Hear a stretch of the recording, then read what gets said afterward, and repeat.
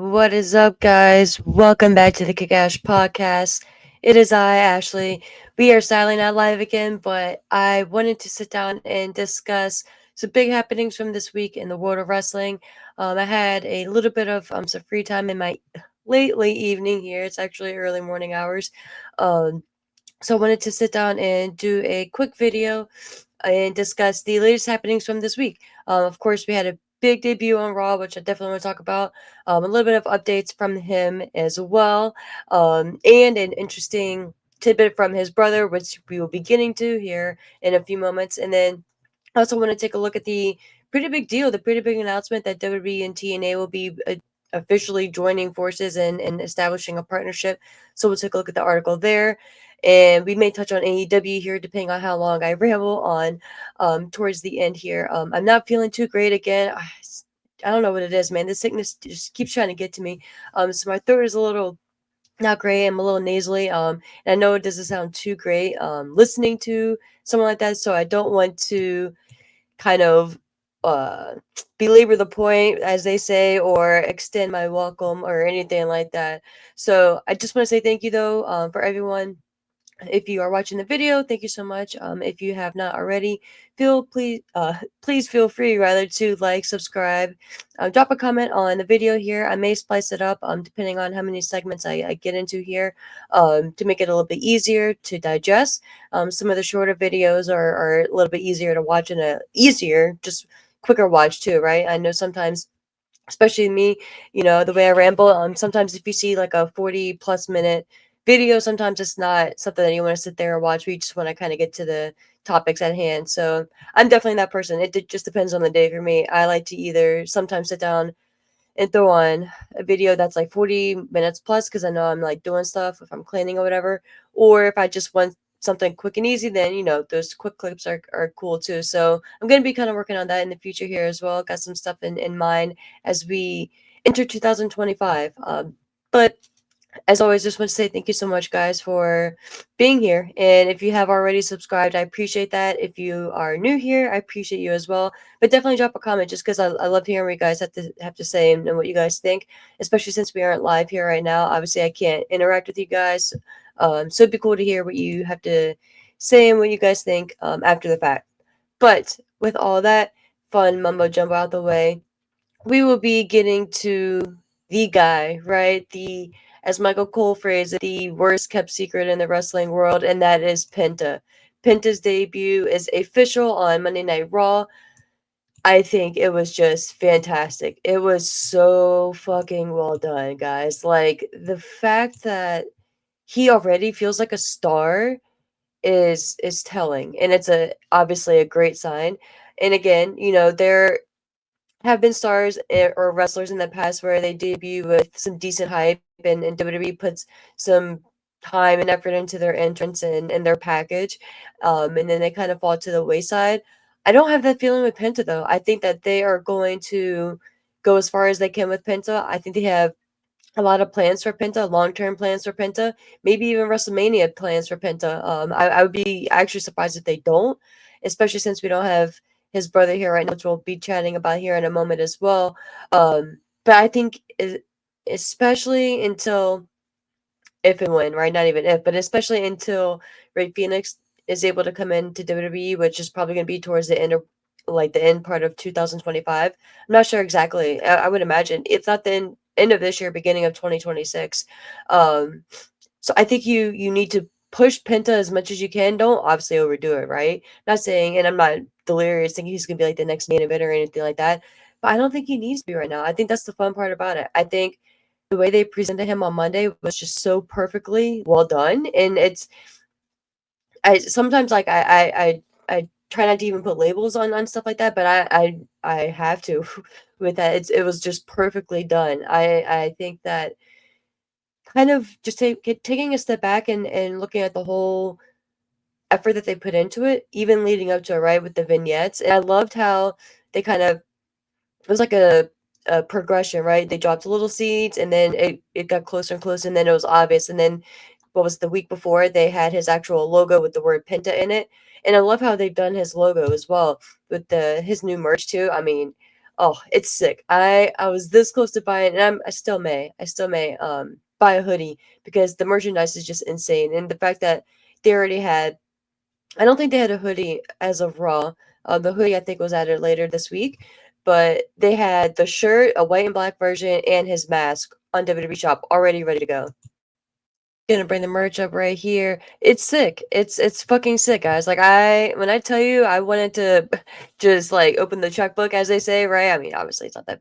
I mean, but you know what I mean. Just drop some coins on this merch. Like, look at it. The bringing up the black shirt, like it's sick. I love what they did with the logo. The P with the A, like the spelling of his name, migrating it into his mask, the eyes, the teeth. It's sick. It's not a it's something simple, right? But to be completely honest, and to be fair, because I give AEW some shit about their merchandise sometimes too. But WWE is used to have some cool merch, right? And then they got into some cheesy shit. And this is dope. I love this. I'm gonna go back and show the mask they have as well. Because look at this fucking mask, guys. Look at this fucking mask, and it's $75, which may sound like it's a little bit steep, but it's obviously, or not obviously, but it's honestly not that bad. I think they were selling the only mask that they had at AEW they or on the website that I remember seeing was oh my god, for a hologram, I believe. So the fact that they had a mask for hologram and they never even had a mask for Penta or even Rey Fenix, and hologram's mask was I think like $50 and 25 more. I mean, trust me, every dollar adds up, right? So 25 more is 25 more still. But this mask is dope, guys. If you have the funds and you have the means, I would recommend getting it. I'm very tempted on getting it myself, and I'm not even a mask person. I think they're sick, but I don't think I'd ever wear it in public. Just because I just I don't know, man. Like I not that I would feel weird or embarrassed or anything because I think it's sick, but I just it's something about like not having my full peripheral, and I'm sure obviously you do, right? I'm kind of weird when it comes to stuff like that. But look at this fucking hoodie, guys. This is where I literally added it to my cart earlier. Look at this fucking hoodie. Look at that sick design on the back. And I love the fact that it's white. Yes, like black t-shirts are like the go-to for wrestling, and trust me, I love black. I love me a good black tee, black hoodie, all that good shit. My closet is damn near like there's a whole section, like quarter of the closet is black shit, right? But I love this hoodie. I love that it's white. I love the variation. And here's a closer version or closer vision rather of the back. It's just sick, man. And I I think this is again another sign of WWE really going or planning for the long haul with Penta and getting their sights set on what they could do with him for the long haul in the sense that you could go to Mania with Penta and Ray if you set it up right. And I know it's probably early and you don't want to have Penta turn on Ray or Penta even be a bad guy or anything like that. And I'm kind of getting a little ahead of myself. But I just think the sky's the limits with Penta, and it's one of those where you want to capitalize and you could even just do like a good guy, like a face versus face mask match at WrestleMania, right? And I'm not even saying it's probably premature. I'm just getting too excited.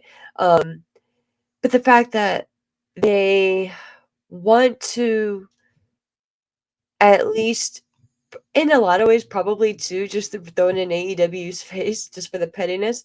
And if you guys know me, I love petty. Just whatever side's doing it, I love me some pettiness. They probably want to just throw it in AEW's face, but look what we could do with this guy in a month. Not even a month, a day, right? His debut, they already showcased him in such a good way. I love the match. I love obviously. Well, taking a step back, I loved the intro.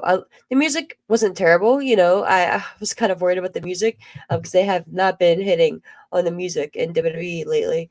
Um, I was a little concerned about that, but I think that they did a good job. And could it be improved? Sure, but I think it's pretty cool. I think it's fitting. It sets the right tone. I love the black and red scheme. I love the visual, right? I loved how it makes him feel like a big deal. And imagine that entrance at a WrestleMania. You know what I mean? That's all I was saying. Like him versus Ray would be dope as fuck. Um, but I don't know if that was true. Let me see if I can get it pulled up here. Okay, so I pulled it up in there or not. So apparently Bad Bunny was wrong. Bad Bunny had did a report saying, or he didn't. Bad Bunny did a report. Bad Bunny did an interview rather, stating that he thought that WWE was going to be holding Backlash in Mexico. So I was about to say like what, fuck, what better place to have Rey Mysterio versus Rey Fenix. Get to him in a second. Penta than a Backlash in Mexico. Like, could you imagine? But that it apparently has been debunked. So Bad Bunny got. So poor guy. But wrapping up really quick with Penta before we discuss his brother and what his brother posted earlier today. There was a report, and I'm gonna get it put up here. Um, this is from WrestleZone.com, so shout out to them. And they got their information from Fightful.com, Fightful Select, Sean Ross Sapp. So, of course, shout out to Sean Ross Sapp and everyone over there at Fightful and the great work that they do. I will throw this link in the show notes, which also has the link to the Fightful Select article that they got it from. So shout out to all of those guys and all the great work that they do. But some more details on Penta's WWE debut and the original plan. I'll actually go ahead and share my screen so we can read together if you're watching or if you're listening. I appreciate you guys as well on the audio, and I obviously will read it out loud. But for my visual peeps like myself, get it pulled up here. So again, more details on Penta's WWE debut, original plan. A new report rather provides more information on Penta's arrival in WWE. Former WWE star debuted on the January 13th episode of WWE Raw. It defeated Chad Gable. His debut had been teased for weeks. He all but confirmed that he would be Gable's opponent ahead of the show by promoting his merchandise. Sean Ross Sapp of Fightful via Fightful Select reported an update about Penta's arrival. Sapp wrote that Penta's WWE deal had been finalized for weeks after his AEW contract expired on December 1st.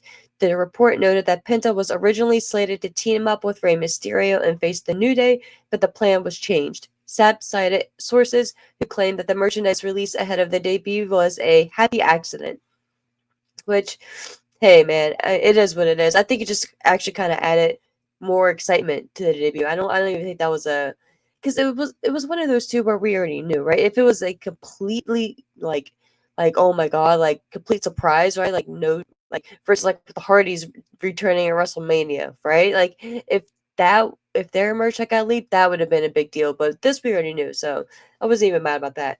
Continuing on though, per Sapp, Penta was backstage throughout the day and he was not hidden. Sapp also confirmed PW Insider's report that Penta's segment went over time as his promo went longer than expected. The report noted that it was unclear whether this led to other things segments being cut. I don't think that word thing should have been there, but that's cool. More details. Per Sapp, one higher up had not heard of any heat on Penta for his segment going longer than expected, and they said that any heat should be on whoever decided that there needed to be a hard out on the show. Which facts, since we're in our Netflix era, right? And apparently there's no hard end to the time frame, so fuck off. You know what I mean with the time limits? Like, come on now. Again, like, let's not get crazy out there, but this is Penta's debut. This is his big moment. Like, let's not get nitpicky over that. And to be fair, like, nothing that I've seen on Twitter or nothing that I've read shown that anyone had any issue with it, even if they were part of the match or the segment that got cut. I haven't seen any ill will or any heat or anything you want to call it out there. So props to everyone involved too for being cool and being professionals about it if all that checks out. So shit happens, you know what I mean? And the guy was living in the moment. It was you only get your first shot once, right? And he really took advantage of a moment and not took advantage in a bad way, but he really embraced the moment rather. And I think that it was a beautiful segment, right? His family were in tears. It just really put him over even more and showed the emotion there. The setting was great. So even if he went 5 minutes over, it was 5 minutes well spent, in my opinion. Excuse me. Ba-ba-ba. Furthermore, Sapp wrote that WWE was trying to wrap up the live portion of WWE Raw in about 2.5 hours. Sapp cited talent who claimed that they did not hear of any heat on Penta for his segment going long, and the roster was said to be happy for him. So there you go, exactly what I just said. If I continue reading that next paragraph, and look at that visual, guys. Look at that fucking visual. Just let it sink in there for a second. Look at that guy. Like, just looks dope as fuck. Dope as fuck. But speaking of Penta and moving on to his other half, quote unquote, right? Not quote unquote, it is his brother. He posted a very interesting and kind of sad picture today, which I will bring up here as well. Look, my guy's in a straitjacket. I'm bringing it back up here. Poor guy. He has since deleted his tweet, but it's sad, bro. It's sad. Hashtag Free Phoenix. Free Phoenix.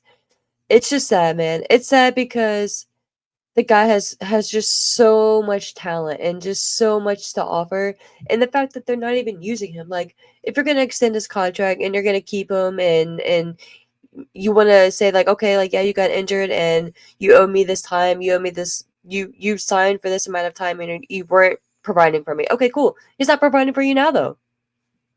So if the whole point of it is of extending someone's contract is because he was out, let's say he's out a year, right? If he's out a full year, full 365, and the whole purpose of you extending the contract is to make up for that time that you weren't able to utilize him, then fucking utilize him. Like, I don't understand what we're doing here. Like, it's just kind of ludicrous to me, and I can only imagine how this guy feels. He did release a just super supportive and super sweet and emotional tweet for his brother. So, like, I think on Raw, not on Raw, on Monday rather, after Penta had debuted on Raw rather. So this tweet is not any negativity towards his brother or anything like that. It's him feeling, I'm going crazy here. I'm my hands are tied. I can't do anything. I'm ready to go. Like, this is kind of reminds me of what we used to do in art class, art in daily life, because this you could just depict in so many different ways. Just there's just so much symbolism with this. And it's just sad. It's just really sad. So I hope that he just continues to stay in a good mental place. You know what I mean? And yes, I mean, he's still getting paid and probably a good amount of money. So, like, at least he's not out there just with his hands tied and not being able to work and provide for his family. He's still getting a check, right? But it's almost like it's probably making him sick, probably at this point, to get those checks, because he's just thinking of what he could be doing and watching his brother at this point, right? And just seeing, and just kind of like, it's probably just such a tease too. You know what I mean? And you want, and you have all this emotion and all this ability, and you just want to go out there and do what you love, and you can't do it for the promotion that you want to do it for now at this point, which is obvious that he wants to leave and most likely go to WWE and perform for WWE, right? Which is, I'm just saying most likely because it's, not confirmed yet, right? Maybe he wants to go to New Japan or wherever, or back to AAA or whatever. You know what I mean? Maybe he wants to stay in the Indies. I highly don't doubt that, right? I fully believe he wants to go to WWE. No disrespect, obviously, to the other companies, but right now my guy wants to go to WWE. Which, who could blame him, right? Seeing how they handled his brother and what they're going to be doing with him going forward. And I'm sure the merch money that Penta is going to be banking is, I'm just so happy for him. And Phoenix is going to get there, right? It's only a matter of time. It's just sad that we're being delayed and it's being drawn out for no real good reason. And I normally do like me some pettiness, but this one's just a little bit much for me. Just come on. But I do want to move on and discuss WWE and TNA joining forces and establishing an official partnership. I think it's dope. I think it's a big deal, really, and it's just another good sign for the future and an exciting time to be alive, right? But an exciting moment in WWE and TNA and wrestling history, because who would have thought 3 years ago even this shit would have been happening? So shout out to everyone involved, and shout out to WWE and Triple H. He said that he was open for business, right? And he was ready to play the game, and no pun intended. And he's putting his money where his mouth is. I'm gonna share the screen here with you guys. You should be able to see it now. This is straight from the TNA website, and I will say, because I had to make sure my mute button wasn't on. Um, I love their website. I love their website. It's super easy to navigate. I love the tabs that they have at the top. I love how they have a link to support Chris Bay. Shout out to Chris Bay. And I love the speaker that you can hit. I don't know if I'll get a copyright thing. I know it's crazy as that sounds, but it's a little TNA chant. I paused so I could see if I could hear it, and I never clicked it before. It's pretty dope. But back to the official matter at hand. And this is the official press release, which is dope as well. Who would have thought we would have ever seen that as an official thing and not just something that us fans, merged and cropped together, right? A WWE logo and a TNA logo side by side. Fucking wild times. I wonder what Vince McMahon would think of this. Ugh, not that I really care, but just in the sense that God, like he was like, you would have thought that, and he made you think, and wanted you to think that wrestling was just solely WWE, and it's just amazing to see how much progression we've gotten with this new regime in such a short amount of time, and it just makes you so excited for the future. So I'll save all that for a different pod and when I'm not sounding so disgusting. But WWE and TNA Wrestling announced a multi-year partnership. NXT superstars and TNA wrestling stars to appear across weekly WWE and TNA programming, WWE premium live events, and TNA pay-per-views. Because of course TNA is still doing pay-per-views individually. It goes on. Of course, this was announced officially on January 16th, 2025. WWE, part of TKO Group Holdings, and TNA Wrestling, one of the world's top wrestling brands, and a subsidiary of Anthem Sports and Entertainment, today announced a multi-year partnership aimed at creating unprecedented crossover opportunities within WWE and TNA programming for NXT superstars and TNA wrestling stars. It's interesting they didn't say superstars. Shout out to TNA for that too. I love that. Not conforming to the superstar thing yet, maybe. The agreement will enable talent to garner additional exposure across WWE and TNA programming, across key WWE and TNA programming, including weekly flagship shows such as NXT, which airs live on the CW, and TNA Impact, select WWE premium live events, and TNA pay-per-views, in turn bolstering their in-ring development with exposure to world-class talent and coaching. Quote, this historic relationship demonstrates the collaboration and competition do not have to be mutually exclusive, end quote, said Ariel Schnurr, Senior Vice President and Content Distribution for TNA Wrestling and Anthem Sports and Entertainment. Our partnership allows the TNA Wrestling brand and its incredible athletes to reach a significantly wider audience while giving WWE and NXT stars an opportunity to cross the line. That used to be their slogan. Maybe it still is their slogan. Definitely used to be their slogan, and gain valuable experience as they join forces with one of the most talented rosters in professional wrestling today. The response to our collaboration over the past year has been tremendous, and both companies have benefited, but the fans have reaped the greatest rewards from this talent crossover and working relationship. End quote. Does continue to say, quote, we look forward. This is from my guy. Quote, we look forward to growing and evolving our partnership with TNA Wrestling and its outstanding group of athletes by creating new opportunities to further to further the development of our talent and to elevate the viewer experience at home, end quote. Said WWE Senior Vice President of Talent Development Creative, Shawn Michaels. I'm going to peg that. Don't forget about Shawn. Bring him back up here in a moment. Former TNA Knockouts world champion Jordan Grace and Joe Henry frequently appeared on NXT programming in 2024, highlighted by an NXT Championship match featuring Hendry and Ethan Page at No Mercy, and an NXT Women's Championship match featuring Grace and Roxanne Perez at Battleground, which is a great match. Many NXT superstars also crossed the line, again, there we go, into TNA wrestling, including Wesley's short-lived reunion with the Rascals, Charlie Dempsey and the No Quarter Catch crew, Riley Osborne, Dante Chen, Gallus, Ariana Grace, Tatum Paxley, Izzy Dame, Wendy Chu, Brinley Reese, and more. TNA Impact airs on Access TV and TNA Plus in the US, in addition to being distributed internationally on TNA Plus and other leading broadcast platforms, including Sportsnet 360 across Canada. In November 2023, WWE and the CW announced a 5-year agreement to bring NXT to broadcast television for the first time in its 13-year history. And then it goes on to just explain about WWE and about TNA, which we all know at this point. But I think it's great. I think it's great. Not only do I think it's great, I think it's fucking fantastic. And I'm gonna share my screen one more time on a different tab. And I told you to peg that. I'm not gonna say that, it sounds weird. But I told you to not forget the name of Shawn Michaels, right? And leave that on the board. This is the official logo for TNA Genesis coming up this Sunday. But of course, big deal. First things first, right? First thing that we notice, obviously, is the NXT logo. You know, if you're watching here on YouTube, you can see it, which is this Sunday. But more importantly, if you were not aware, it airs in Dallas, Texas. And who lives in Texas? Of course, it's not. He doesn't live in Dallas. Of course, he lives in San Antonio.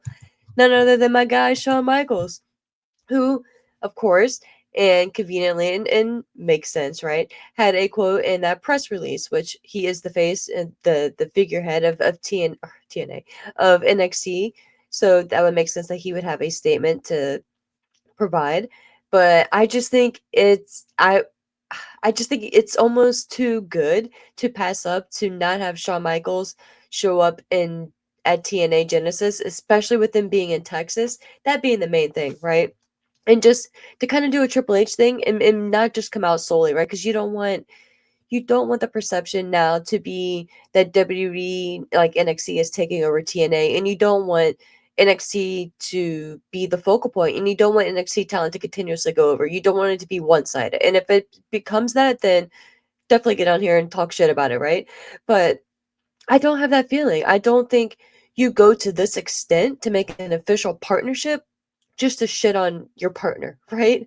So I think if they did have the mindset of just kind of absorbing TNA, like maybe they being WWE would have done in the past, and just taking over the company and kind of just morphing them into a playlist, in a part of the WWE network, wherever you stream that. So, or maybe even on Netflix, Peacock, wherever you stream the WWE network at this point, right? You could have just had like a TNA section, and I'm so happy that didn't happen, right? I'm so happy it didn't even get to be. And of course, I'm not getting crazy, right? Like there was no indication of a sale or anything like that. That's obviously what would have needed to happen for that to be a thing. But you've just seen in the past where if WWE even references a previous company or a separate company rather, then they shit on them, or their talent always goes over and they're always, the end all be all type thing. And I'm happy that that doesn't seem to be the vibe at this point rather, and with this partnership. I think it's a big deal that it's an official partnership first and foremost, and I think it's a big deal that they kind of were testing the waters last year, and we're kind of seeing like, okay, like can we both play ball, and what does that look like? And I think it benefited both sides greatly. I would say, um going forward, I want again TNA talent to be a little bit more prominent, right? And get a better spotlight, and be shown a little bit better. And for that matter, I want more bigger names from NXT to go over to the TNA side as well. So I think that's a quick improvement that can be had, and I think that's going to be a thing, right? I think now that it's official, and again an official partnership, I think you will have give and take on both sides, and it's going to be a more mutual thing and a positive thing going forward. And I'm just so happy. I'm just so happy that WWE is playing ball, and I think guys, within the next 2 to 5 years, it wouldn't be crazy if WWE and AEW did some type of forbidden door, or not going to say partnership, but some type of interaction. So save this, guys, bookmark this. And in January, was it January 19th 2025, we'll see if that prediction ever comes true. But I just thought it was very interesting, and again, this is their kind of hype video for the TNA pay-per-view Genesis this Sunday. I'm not going to play it because of, I don't know, copyright things, but again, the fact that it's in Texas and this announcement was just made, I think it's almost too good to pass up without bringing good old Shawn, right? Having Shawn Michaels come into play, but we'll remove that. But guys, that is it. I'm going to hold off on AEW right now because I know I sound like crap and I don't want to extend this and make you guys suffer through this anymore. If you have listened this far, I appreciate that very much, and I will hopefully get better. I am traveling. I was able to kind of swing back home today because of some kind of rescheduling of some things, but I will be gone until I think Thursday of next week, and of course, a lot is going to happen in the world of wrestling, right? And I'm very, very interested to see what happens at TNA Genesis. Speaking of TNA, what happens on Raw, right? The follow up with Penta, and even AEW Dynamite. Just quick synopsis. I was not a fan of the MJF and Jeff Jarrett promo segment again this past week. Like it was just a train wreck. But again, I'm not going to get too much into that. I'm going to say that if I have some time, maybe when I get back, before I go back to work, if I have a chance, maybe I'll do something then. But if not, I will. Yes, I will be back live on Brass Ring Media, which is being held and hosted on the YouTube channel of One True Sport every Saturday mornings at 10 a.m. Eastern live, depending on where you're at in the world. 10 a.m. Eastern live on for me on the East Coast here. So definitely check that out. We will get into that, and of course the developments on the most recent AEW Dynamite and everything that's happened in the world of wrestling going forward. But until then, guys, thank you so much for watching and subscribing, liking, commenting, all that great stuff. I truly appreciate you guys, and it's fun to interact with you guys. And again, I miss going live, but it's very, very late, early morning, depending on what time you look at it. And again, I don't feel too great, and I didn't want to kind of make you guys suffer through that. So, again, if you made it this far, I appreciate that. And until next time, guys, take care and enjoy some wrestling, guys. Stay safe.